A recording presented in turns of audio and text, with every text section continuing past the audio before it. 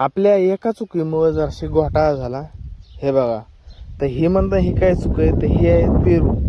तर आपल्या झाडांना बघा किती मोठ्याले पेरू आल्यात. तर आपली ही चूक म्हणजे काय, तर ही तोडणं नाही झालं आपल्याला.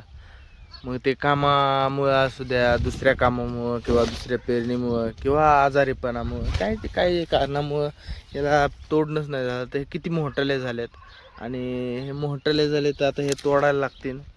तुम्ही आपले व्हिडिओ आधीपासून बघत असाल तर तुम्हाला माहिती आहे आपण हे का तोडून टाकतोय.